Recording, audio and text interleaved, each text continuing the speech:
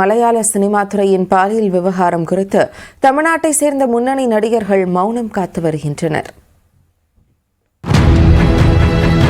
மல்லிவுட் எனப்படும் மலையாள சினிமா துறையில் பாலியல் உறவுக்கு ஒத்துழைக்கும் நடிகைகளுக்கே வாய்ப்பளிக்கப்படுவதாக ஹேமா கமிட்டி கேரள அரசிடம் அறிக்கை அளித்தது. இந்த அறிக்கை வெளியானதை தொடர்ந்து தமிழ் சினிமாவிலும் இதுபோன்ற பாலியல் தொந்தரவுகள் இருந்ததாக நடிகைகள் ராதிகா, குட்டிபத்மினி, ஷகிலா, சனம் ஷெட்டி உள்ளிட்டோர் பரபரப்பு குற்றச்சாட்டை முன்வைத்தனர்.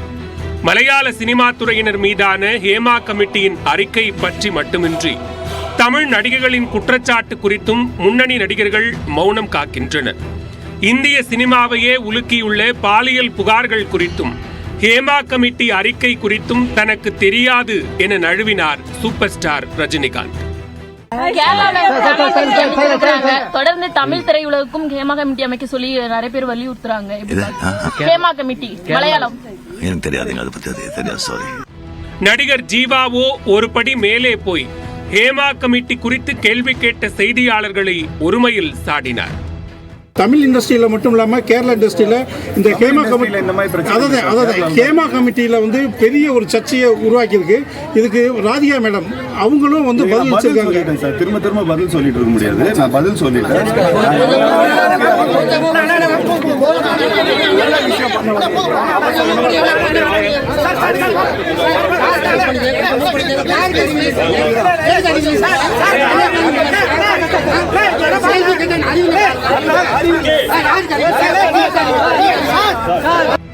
பாலியல் துன்புறுத்தல்கள் சினிமா மட்டுமின்றி உலகின் அனைத்து துறைகளிலும் உள்ளதாக கூறியுள்ள நடிகர் அர்ஜுன் அனைவருக்கும் பொறுப்புணர்வு வேண்டும் என்று அட்வைஸும் கொடுத்தார்.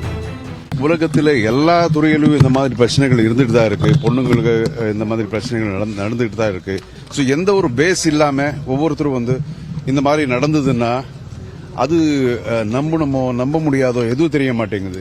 நிறைய அப்பாவி பொண்ணுங்கெல்லாம் இருக்காங்க. இதுல சில பேர் மிஸ்யூஸ் பண்ணிக்கிறவங்களும் இருக்கிறாங்க. ஸோ எது என்னன்னு தெரியாது. அதுக்கு ஒரு பேஸ் அப்படிங்கிறது கரெக்டா இருந்ததுன்னா நிச்சயமா எல்லாருக்கும் நியாயம் கிடைக்கும். பெண்களுக்கு எதிரான கொடுமைகள் குறித்து முன்னணி நடிகர்கள் குரல் எழுப்ப வேண்டும் என நடிகை சனம் ஷெட்டி வலியுறுத்தினார். சினிமால இருக்கிறவங்க எத்தனை பேர் வந்து பேசுறாங்க, அங்கே போய் கேளுங்க. பேச வேண்டியவங்க அவங்க தலைமையிலேயே இண்டஸ்ட்ரி வச்சிருக்காங்க இல்லையா, ஏ லிஸ்டர்ஸ், அவங்க வந்து பேசணும். ஆமாங்க இந்த மாதிரி பிரச்சனை இருக்கு, அதுக்கு என்ன சொல்யூஷன் கொடுக்கறோம் அப்படின்னு பேச சொல்லுங்க.